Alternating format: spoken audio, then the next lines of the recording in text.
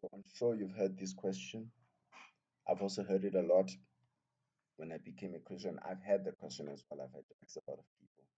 But I feel like the answer is really just right here, and I'm gonna give you the answer. The question is, how can we trust the Bible if there's so many different versions of it? There's so many different translations of it, and it's been translated so many times, right?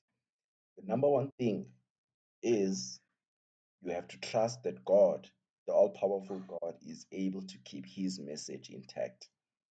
He's able to keep his word intact, right? Because he is God, he can do anything. And then another thing is the translations.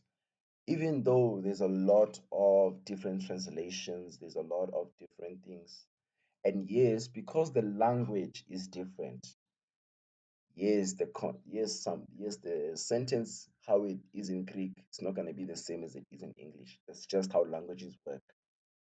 It's not a mistranslation. At the end of the day, it still gets the same message across. And if you look at the whole Bible, there's only one message that you really need to know.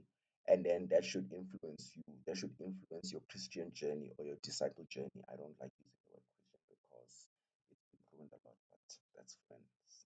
That's on me. So, as a disciple now, you must follow the Bible. And the Bible's message, no matter what translation, is this right here, Romans chapter 10, verse 9.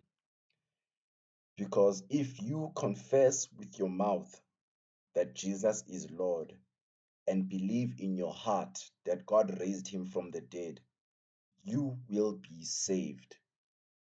I recommend you read the whole chapter because you need the whole thing, right? It's gonna really get it in your head properly. But this is the message right here.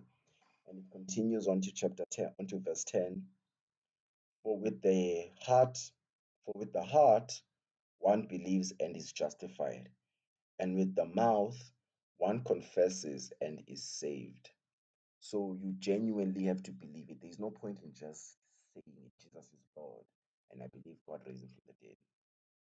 Can't be just words. You have to believe. This is gonna be weird, but a good method that worked for me is I thought of my grandmother who passed away, right?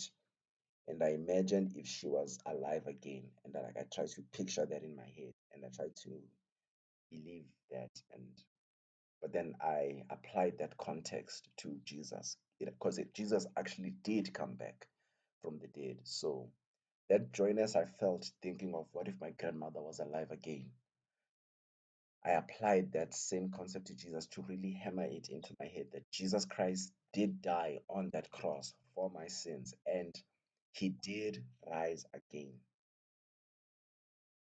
Yeah, that's all from me.